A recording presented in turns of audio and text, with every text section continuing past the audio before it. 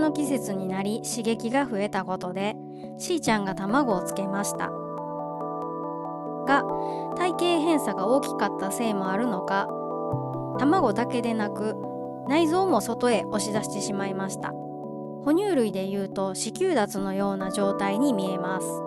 また鳥には卵管脱というものがあるそうで、かなり似ている感じがします。本来このような状態はストレスを与えないために絶対に撮影してはいけないのですが、この次の日に死んでしまうと思ったので、どうしても最後の姿を残したくて撮影したものです。この悪い予想は幸運なことに外れてくれたのですが、翌日は卵にカビのような白いものが生えて、それでも産み落とせそうにはなかったので、カビにまみれて死なせるのだけは忍びなくて、このようにキッチンペーパーで押さえ込んでカビをピンセットで取り除きました。キッチンペーパーで押さえ込んだ理由は、裏返しというありえない体勢でしっかり固定しつつ、同時にびしょ濡れペーパーからエラへと水が入り込むことで呼吸が止まってしまわないようにとの工夫です。ただペーパーは粘膜を削ってしまっている雰囲気もあり、もっといい方法があるかもしれませんが、ビニール系は人間と同じく窒息するので使用厳禁です。それが結果的に良かったのか正解は分かりませんが、その翌日もまた卵ができて腐ろうとしていくので、同じように卵だけをピンセットで取り除きました。この日の処置で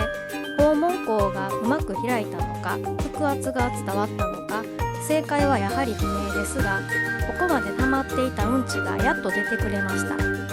ぐるぐるとトルネードして貝のうんちのような形でした。ここからは3ミリのうんちがポロポロと出るような日々で、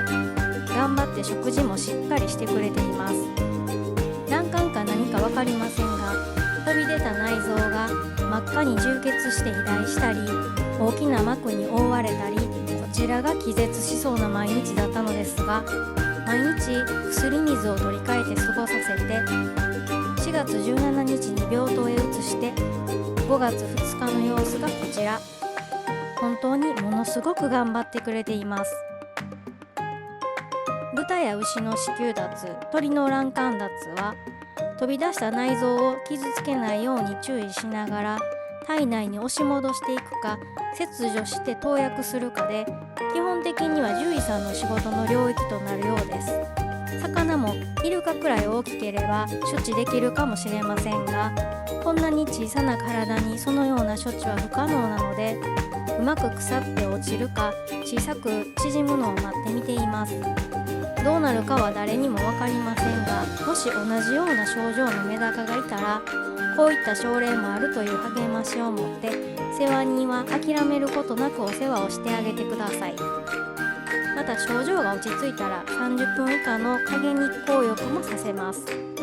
日の光を日陰で浴びることでいい作用があるようです。